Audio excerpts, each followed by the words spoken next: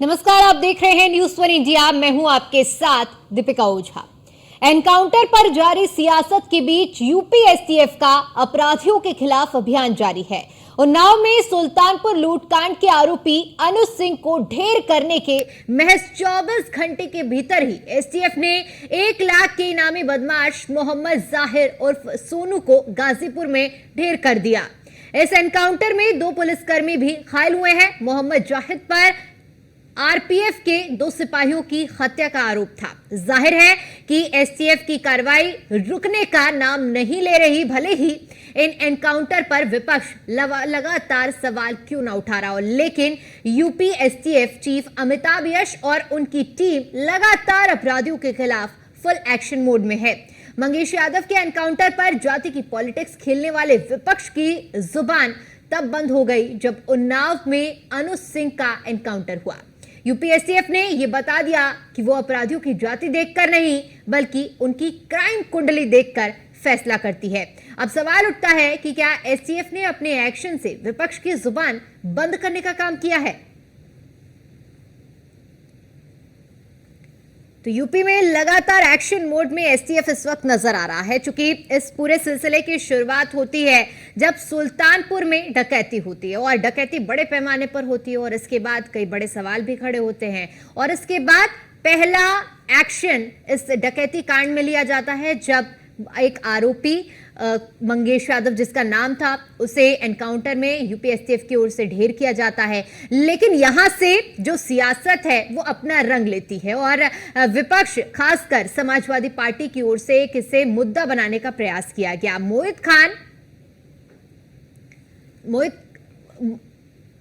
तो अब इस मामले में एसटीएफ मुखिया अमिताभ यश के बारे में भी बता देते हैं, जिनकी अगुवाई में पूरा मामला चल रहा है। बिहार के भोजपुर जिले के मूल रूप से निवासी हैं अमिताभ यश, जिनके जिम्मे पूरी जिम्मेदारी है और इन्हीं के जिम्मे पर एसटीएफ लगातार ताबड़तोड़ एक्शन ले रहा है। दिल्ली के सेंट स्टीफेंस कॉलेज के छात्र रह चुके हैं एसटीएफ मुखिया अमिताभ यश। आईआईटी कानपुर के भी छात्र रह चुके हैं अमिताभ यश।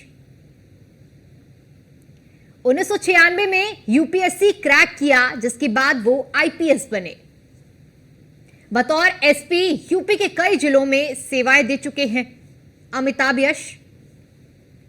अमिताभ यश के पिता राम यश सिंह भी आईपीएस अधिकारी रह चुके हैं। 2007 में एसटीएफ के एसएसपी के रूप में इन्होंने काम किया है। बुंदेलखंड के जंगलों में डकैत ददुआ के खिलाफ भी इन्होंने अभियान चलाया है, क्योंकि उस वक्त जिस तरह से मामला चल रहा था, डकैत ठुकिया को भी एनकाउंटर में इन्हीं ने मार गिराया। चित्रकूट के जंगलों को डकैती से मुक्त कराने का श्रेय अमिताभ यश को ही जाता है। 2017 में अमिताभ यश को एसटीएफ का आईजी बनाया गया और 2021 में एसटीएफ के एडीजी का जिम्मा दे दिया गया। इसके बाद आपको बताते चले आईपीएस अमिताभ यश ने 150 से अधिक बदमाशों को अब तक ढेर किया है। यूपी में नशीली दवाओं की तस्करी को लेकर पेपर लीक गैंग तक इन्होंने शिकंजा कसा है। कानपुर में बिकरू कांड में भी उनकी टीम ने कार्रवाई की थी।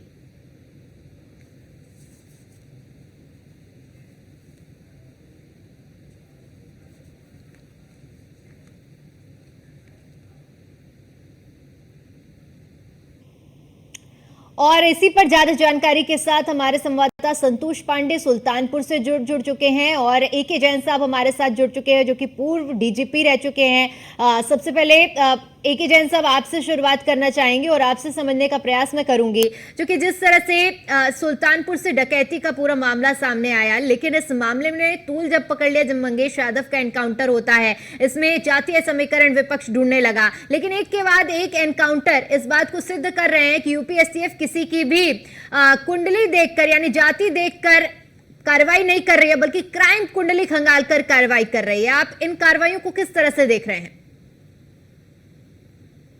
देखिए, एसटीएफ का गठन ही हुआ था संगठित अपराध को नष्ट करने के लिए। संगठित अपराध उस समय उत्तर प्रदेश में बहुत पनप रहे थे और श्री प्रकाश शुक्ला जैसे कुख्यात अपराधी ने तत्कालीन मुख्यमंत्री श्री कल्याण सिंह जी को धमकी दी थी मारने की। तब एसटीएफ का गठन हुआ था। देखिए, एसटीएफ ने जब से इसका गठन हुआ है तब से निरंतर अपराधियों के विरुद्ध, डकैतों के विरुद्ध बड़ी बड़ी कार्रवाइयां की गई। मैं भी आईजी एसटीएफ रहा हूं जी। मेरे साथ अमिताभ यश एसएसपी एसटीएफ थे, और ददुआ, ठोकिया, ये जितने इनामी अपराधी थे चित्रकूट में, उधर के जंगलों में, सबको साफ किया गया था। और तभी से आप कह सकते हैं कि वहां पर शांति है। छोटे छोटे गैंग उसके बाद भी पनपे। तो एसटीएफ का एक नाम रहा है, एक वजूद है, अपराधियों में एक खौफ का पर्याय है। और जो कार्रवाइयां एसटीएफ के द्वारा होती हैं वो बदमाशों की सक्रियता को देख के की जाती है, बदमाशों की जाति को देखकर नहीं की जाती। मैं यह स्पष्ट करना चाहूंगा कि पुलिस फोर्स में सभी कास्ट, सब कास्ट के लोग हैं और सभी बिल्कुल भाईचारे के साथ रहते हैं। यहाँ कोई इस प्रकार का भेदभाव नहीं है कि ये फला कास्ट का है, ये फला सब कास्ट का है। सब मिलकर अपराधियों के खिलाफ कार्रवाइयों को अंजाम देते हैं और उसी तर्ज पर एसटीएफ कार्य कर रही है। इस समय उत्तर प्रदेश में मेरा यह मानना है कि संगठित अपराध, जो माफिया गर्दी थी, तो करीब करीब समाप्त हो चुकी है। उसको समूल खत्म कर दिया गया है। और इस समय वो परिस्थितियां नहीं रही जो पहले हुआ करती थी कि ठेके पे अपहरण होते थे और डकैतियां पड़ती थी, जमीनों पे कब्जे होते थे सरकारी, और तरह तरह के अपराध घटित किए जाते थे, मर्डर्स किए जाते थे। वो सब अब बंद है। जो भी घटनाएं हो रही हैं छुटपुट, स्वाभाविक है घटनाएं होंगी। 25 करोड़ की आबादी का प्रदेश है, घटनाएं होंगी। सुल्तानपुर की डकैती भी एक दुस्साहसिक प्रयास था अपराधियों का, जिसमें उन्होंने एक सर्राफे की दुकान पे दिन दहाड़े डकैती डाली। गंभीर घटना है। उसको उसके अंजाम तक एसटीएफ, सुल्तानपुर पुलिस पहुंचा रही है। अपराधियों के विरुद्ध ठोस कार्रवाई की जा रही है। इससे व्यापारियों में का हौसला पुलिस में, एसटीएफ में बिल्कुल बरकरार है। और जितने भी सर्राफे के व्यवसायी हैं उन्होंने DGP, ADG, law and order सभी को सम्मानित किया है। सारी रिकवरी हुई है इसमें। और जो इसमें बड़े बड़े बदमाश थे, 5 जिलों के अपराधी इसमें शामिल थे, 15 अपराधी जी। उसमें से केवल अब 2-3 बचे हैं और बाकी सब या तो मुठभेड़ में मारे गए हैं या पैरों में गोलियां लगी हैं उनके, अन्यथा वो सब के सब जेल में सलाखों के पीछे हैं। इतनी जल्दी घटना का अनावरण करना, उस घटना को के अपराधियों के खिलाफ ठोस कार्रवाई करना, जिससे कि अपराधियों का मनोबल कतई ना बढ़ने पावे प्रदेश में, तो इस बहुत सराहनीय कार्रवाई की गई है जिसकी सर्वत्र सराहना हो रही है। ठीक है। जैन साहब, एक बार फिर से आपका रुख करूंगी। हमारे साथ हमारे संवाददाता संतोष पांडे भी जुड़े हुए हैं। संतोष, क्योंकि इस पूरे सिलसिले की शुरुआत सुल्तानपुर से हुई, जब डकैती होती है, डकैती के बाद फिर इस पे जांच पड़ताल होती है, एनकाउंटर होते हैं लगातार, लेकिन इस पर सियासत तेज है। आज एक और एनकाउंटर हुआ है। ये दिखाता है कि यूपी एसटीएफ पर जो आरोप लग रहे थे वो किसी जातीय कुंडली के आधार पर एनकाउंटर नहीं हो रहे हैं, बल्कि क्राइम कुंडली के आधार पर एनकाउंटर किए जा रहे हैं। इस तरह से 28 तारीख की इसमें है ये, और 28 तारीख के बाद पुलिस ने काम किया है, काम किया है, काम किया है। तो देखते हुए कहा जाता है कि वाकई में इतनी बड़ी लूट होने के बाद इस तरह हुई, लोगों को गिरफ्तार किया गया, पकड़ा गया। ठीक है संतोष, आपका नेटवर्क सही से हम तक आवाज नहीं पहुंच पा रही, नेटवर्क इशू की वजह से। एक बार फिर से हम आपका रुख करेंगे। जैन साहब, मैं आपसे ये भी समझना चाहूंगी, क्योंकि जिस तरह से आपने कहा कि कार्यशैली जो रही है और जिस तरह से ये एनकाउंटर हुए हैं, कहीं ना कहीं लोगों के मन में, जो अपराधी हैं उनके मन में दहशत फैलाने का भी ये काम जरूर होता है। लेकिन दूसरी तरफ हम देखें कि विपक्ष लगातार इस तरह के मामलों को लेकर मुद्दा बनाता है। अभी कल भी जब एनकाउंटर हुआ है तो विपक्ष की ओर से कहा गया है कि फेक एनकाउंटर, फर्जी एनकाउंटर, तमाम इस तरह की बयानबाजी सामने आती है। इन सब बयानबाजियों के बीच में भी इस तरह की कार्यशैली को अपनाए रहना और अपराधियों पर नकेल कसने के लिए ये पूरा माइंडसेट किस तरह से रूपरेखा एसटीएफ की क्या कुछ कार्यशैली रहती है, ये भी समझना चाहेंगे। देखिए, अपोजिशन का काम है रूलिंग पार्टी को अटैक करना, लॉ एंड ऑर्डर के मुद्दे पर घेरना, सांप्रदायिक शांति के, सांप्रदायिक सद्भाव के मुद्दे पर घेरना, कोई आपराधिक वारदातें हो जाएं उसको लेकर घेराबंदी करना। वो अपना काम कर रहा है। जो पार्टी पावर में है, जो पुलिस है, एसटीएफ है, वो अपना कार्य कर रही है। इससे कोई फर्क नहीं पड़ता है कि अपराधियों के खिलाफ जो कार्रवाई है वो निरंतर जारी रहती है। जो गाजीपुर में बदमाश मारा गया है, ये फुलवारी शरीफ का है, बिहार का। शराब की तस्करी के लिए कुख्यात था। बुरी तरीके से मारपीट कर आरपीएफ के 2 जवानों को नीचे फेंक दिया था ट्रेन से, जिसमें एक मुस्लिम जवान भी था और उन दोनों की मौत हो गई थी। बड़ी गंभीर घटना है। इस प्रकार की घटनाएं पूरे पुलिस बल का मनोबल तोड़ने वाली घटनाएं होती हैं। इन पर ठोस कार्रवाई होनी चाहिए। मैं बधाई देना चाहूंगा गाजीपुर के पुलिस कप्तान को, वहां की पुलिस को, जीआरपी को और विशेष रूप से एसटीएफ को, जिन्होंने ऐसे कुख्यात 1 लाख के इनामी बदमाश को मार गिराया, जो कि बिहार का रहने वाला है, फुलवारी शरीफ का, और ट्रेनों में शराब की बड़े पैमाने पे तस्करी करता था। एक कुख्यात अपराधी था, उसको उसके अंजाम तक पहुंचाया गया है। ये बहुत सही है। इससे जो आरपीएफ के जवान हैं जो पेट्रोलिंग करते हैं, उनका मनोबल भी बना रहेगा, जीआरपी पे का भी मनोबल बढ़ा रहेगा। मैं यूपी में जीआरपी का चीफ रहा हूं 2-2.5 साल। जो ट्रेनों में क्राइम ना बढ़े, इसके लिए कड़े स्टेप्स उठाने पड़ते हैं, वरना निरीह यात्री जा रहे हैं, पता चला उनसे लूटपाट, जहर खुरानी और तरह तरह की घटनाएं अपराधियों द्वारा की जाती है, डकैती डाली जाती है ट्रेनों में। तो ये ट्रेनों को सिक्योर करने की डायरेक्शन में उठाया गया बहुत सही कदम है, जिससे इसका प्रभाव पड़ेगा। उधर के कुछ एरिया, दिलदार नगर हमारी चौकी है जीआरपी की, गाजीपुर उधर के क्षेत्र थोड़ा संवेदनशील है, बिहार का बॉर्डर है और अक्सर वहां पे बिहार के क्षेत्र में डकैतियां हो जाती हैं ट्रेनों में। वो आके यहाँ पे लिखाते हैं, मुगल सराय पे लिखाते हैं। हमारे एस्कॉर्ट भी चलते हैं उधर। अगर एस्कॉर्ट्स के साथ इस प्रकार से मारपीट कर अगर फेंक दिया जाएगा और मर जाएंगे, तो इससे गंभीर मैं नहीं समझता कि कोई घटना है। और बहुत सही एक्शन गाजीपुर की पुलिस ने, एसटीएफ ने लिया है और वो बहुत बहुत बधाई के पात्र है। बिल्कुल जैन साहब, चूंकि आपने अपना अनुभव भी हमारे साथ साझा किया कि किस तरह से आप जब मैदान में थे, आपके ऊपर जिम्मेदारी थी, तो किस तरह से आपने अनुभव किया है। लेकिन मैं एक चीज और आपसे समझना चाहूंगी, चूंकि जिस तरह से लगातार एसटीएफ की कार्रवाई हो रही है, क्या ये कार्रवाई सक्षम है विपक्ष की जुबान बंद करने के लिए, पूर्ण विराम लगाने के लिए? अब देखिए, विपक्ष का मुंह कभी बंद नहीं होता। विपक्ष का काम है, अगर डकैती पड़ी तो उसकी आलोचना करेंगे कि डकैती क्यों पड़ गई, लॉ एंड ऑर्डर बड़ा खराब है, कहाँ है जीरो टॉलरेंस की नीति।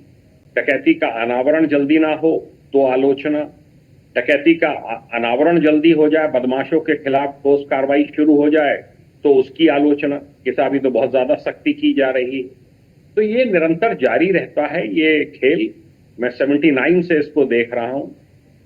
79 से अब तक जितनी मुठभेड़ें हुई हैं बड़ी बड़ी, उन सब में हमेशा से आलोचना होती है। पर आज तक का रिकॉर्ड है, यूपी एसटीएफ के खिलाफ किसी भी कोर्ट ने कोई स्ट्रिक्चर्स पास नहीं किए हैं, उनके खिलाफ कोई भी आरोप प्रमाणित नहीं हुए हैं। मेरा तो ये कहना है कि जो भी आरोप लगा रहे हैं वो जाएं, कोर्ट जाएं और गवाही दें, और एसटीएफ के खिलाफ जो भी आरोप लगाने हैं लगाएं। एसटीएफ अपनी सफाई में जो कहना होगा, हमारी सिविल पुलिस को जो कहना होगा, वो अपना पक्ष रखेंगे, उस पर कोर्ट निर्णय लेगा।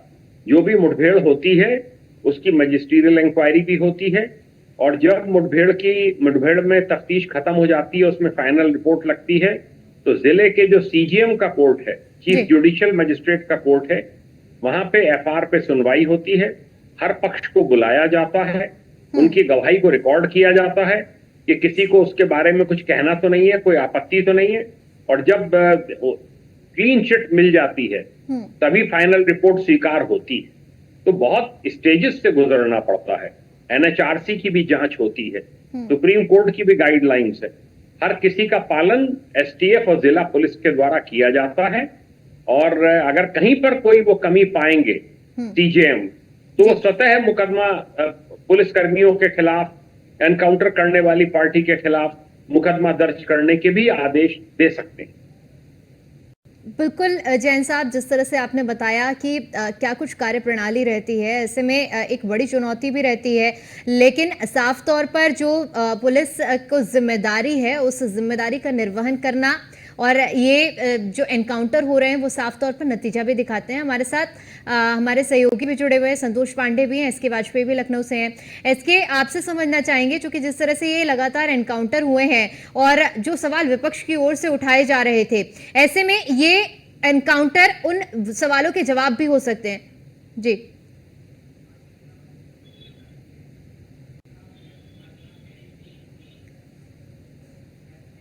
कैसे निपटा जाए। ठीक है, माफी के साथ आप सभी को मैं रोकना चाहूंगी, और हमारे साथ ADG law and order STF Amitabh Yash ji जुड़ चुके हैं। अमिताभ जी, न्यूज़ 1 इंडिया पर आपका बहुत बहुत स्वागत है। अमिताभ जी, आपसे मैं समझना चाहूंगी, क्योंकि जिस तरह से सुल्तानपुर में डकैती हुई और डकैती के बाद पहला एनकाउंटर इस मामले में होता है, वो भी मंगेश यादव का, इसके बाद विपक्ष ने जमकर माहौल और इस पूरे मामले को मुद्दा बनाया, लेकिन इसके बाद सिलसिलेवार तरीके से आप जिस तरह से एनकाउंटर हो रहे हैं, सबसे पहला सवाल तो मेरा कार्यप्रणाली और शैली को लेकर रहेगा, क्योंकि एसटीएफ की कार्यशैली पर भी विपक्ष की ओर से तमाम सवाल उठाए गए हैं। देखिए, एसटीएफ का काम बड़े अपराधियों को, ऑर्गेनाइज क्रिमिनल्स को, माफियाज को, उनके नेटवर्क को डिस्ट्रॉय करना है। ये बड़े अपराधी, जैसा आप जानती हैं, यूपी में इन्होंने बहुत ही तांडव मचाया है। पूर्व में एसटीएफ ने बड़े अपराधियों के खिलाफ काम करके लगभग माफिया नेटवर्क्स और ऑर्गेनाइज क्राइम नेटवर्क्स को डिमोलिश करने की कोशिश की है, और अभी भी ये कोशिश लगातार जारी है। इन अपराधियों के साथ डील करना आसान नहीं होता। इनके द्वारा पुलिस पर फायर किया जाना कोई नई बात नहीं है।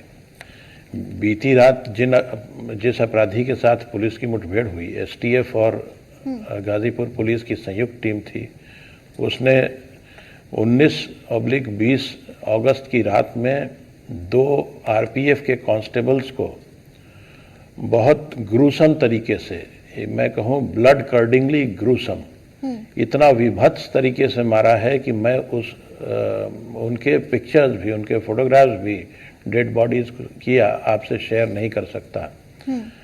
इस प्रकार के अपराधी अगर पुलिस पे फिर से गोली चलाते हैं, ये कोई आश्चर्य की बात नहीं है। और इस पुलिस एक्शन में जो उसको गिरफ्तारी करने के प्रयास में उसने पुलिस पर फायर किया, पुलिस ने उसका जवाब दिया। उसे गोली लगने के बाद हॉस्पिटल भी ले गए। हॉस्पिटल में उसका इलाज हुआ और थोड़ी देर बाद उसकी मृत्यु हो गई।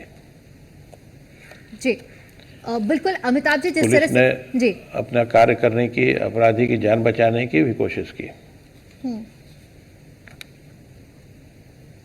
बिल्कुल अमिताभ जी, ये भी समझना चाहेंगे, आपने जिस तरह से इस प्रकरण के बारे में जिक्र किया, लेकिन इस शैली के बाद जिस तरह से पूरे मामले सामने आ रहे हैं, मैं ये भी समझना चाहूंगी, क्योंकि लगातार आरोप ये भी लगाए जा रहे हैं कि जाति के आधार पर एनकाउंटर हो रहे हैं। तो साफ तौर पर क्या, क्योंकि जिस तरह से कहा जाता है कि अपराधी की कोई जाति नहीं होती है, पुलिस की कार्यशैली क्राइम के आधार पर होती है। देखिए, पुलिस की भी, वर्दी की भी कोई जात नहीं होती, अपराधी की भी कोई जात नहीं होती। मैं आपको बताना चाहूँगा, जो 2 आरपीएफ के कांस्टेबल्स जिनकी हत्या हुई थी, उनमें एक का नाम था जावेद खान और दूसरा प्रमोद कुमार। हमने कभी भी इनकी जाति नहीं पूछी। जिन अपराधियों ने पुलिस पर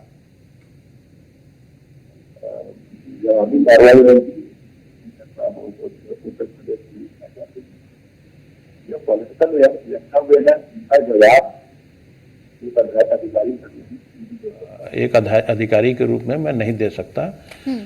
अन्यथा अगर कोई अन्य सार्थक प्रश्न हो, उसका जवाब देने के लिए उत्तर प्रदेश पुलिस हमेशा तैयार है। बिल्कुल।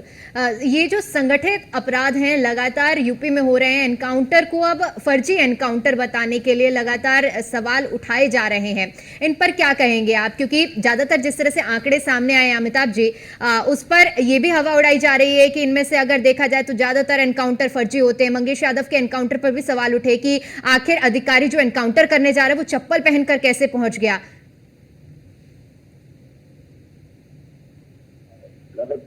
तरीके से किया गया है। जो चप्पल पहनकर फोटोग्राफ है वो सूर्योदय के समय की है। जो घटना हुई थी, मुठभेड़ हुई थी, वो रात्रि 3:30 बजे हुई थी। मैंने उस अधिकारी से इसके बारे में पूछा भी था जब ये प्रकरण मीडिया में आया, तो उसने बताया कि उसका जूता कीचड़ में धंस कर कीचड़ से सन गया था, तो उसने अपनी गाड़ी में रखे हुए चप्पल से उसे बदल लिया। अब इसको अगर कोई मुद्दा बनाए तो उसको क्या कहा जा सकता है? ऐसे अनावश्यक चीज़ों को मुद्दा बनाना सही मुद्दों से ध्यान को भटकाना है। जी, आगे का क्या कुछ रोड मैप रहने वाला है, एक्शन रहने वाला है? आगे भी अब किस तरह की तैयारियां रहेंगी यूपी एसटीएफ की जिम्मेदारी के, क्योंकि जिस तरह से निर्वहन किया जा रहा है एसटीएफ की ओर से जिम्मेदारियों का, अमिताभ जी ये भी समझना चाहेंगे आगे का क्या रोड मैप रहेगा? देखिए, यूपी पुलिस का रोड मैप बहुत क्लियर है। यूपी एसटीएफ यूपी पुलिस का एक हिस्सा है। उत्तर प्रदेश पुलिस ने अपराध को कम करने के लिए बहुत सारे कदम उठाए हैं। जैसे मैं एग्जांपल दूं, एक ऑपरेशन कन्विक्शन चलाया जा रहा है उत्तर प्रदेश पुलिस द्वारा, और पिछले वर्ष में लगभग 1.5 वर्ष में इसमें 50,000 से अधिक कन्विक्शंस हुए हैं। उत्तर प्रदेश पुलिस ने अपने इमरजेंसी रिस्पांस सिस्टम को सुदृढ़ किया है, उसे टेक्नोलॉजिकली अपग्रेड किया है, और आज के दिन कोई भी इमरजेंसी कॉलर को हमारा रिस्पांस एवरेज 10 मिनट में मिल जाता है। शहरों में ये समय और भी कम है जी। इसके अलावा यूपी गवर्नमेंट द्वारा महिलाओं के सशक्तिकरण, महिलाओं के सुरक्षा के लिए ऑपरेशन शक्ति, मिशन शक्ति चलाया जा रहा है। उसका भी 4th फेज लॉन्च होने वाला है। और बहुत सारे चीज़ें हैं, जैसे फेयर रिक्रूटमेंट किया गया जिसमें 1 लाख से ज़्यादा कर्मचारियों का हम पिछले कुछ वर्षों में रिक्रूटमेंट कर चुके हैं। उनकी अच्छी ट्रेनिंग कराई जा रही है। हम लोगों ने अपने ट्रेनिंग के कैपेसिटी में भी बहुत वृद्धि की है। वेपन्स को अपग्रेड किया जा रहा है, कम्युनिकेशन सिस्टम्स को अपग्रेड किया जा रहा है। तो ये कोई मुठभेड़ हमारा रोड मैप नहीं है। जो रोड मैप है वो बहुत ही वृहद है, और पुलिस और समाज दोनों के लिए, दोनों की बेहतरी के लिए ये रोड मैप बनाया गया है, और ये बहुत ही प्रोफेशनली क्रिएटेड है। और हमारा जो गोल है कि अपराध के प्रति 0 टॉलरेंस होगा। हम अपराधी को कानून के दायरे में लाएंगे, और इसी तरीके से हम लोगों ने पिछले 1.5 साल में लगभग 50,000 अपराधियों को कन्विक्ट भी कराया है। इसमें महिलाओं के विरुद्ध अपराध पर कुछ खास जोर दिया जाता है। पॉस्को यानी बच्चों के विरुद्ध अपराध में भी कन्विक्शन में बहुत ही जोर दिया जाता है। तो हमारा रोड मैप बहुत वृहद है। उस पूरे रोड मैप को समझने की कोशिश करें, चाहे जो भी कमेंट कर रहा है हमारे स्टाइल ऑफ वर्किंग पे, तो उसको समझ में आएगा कि ये जो अपराध में कमी आई है ये सिर्फ 2-4 मुठभेड़ों के कारण नहीं हुआ है। जी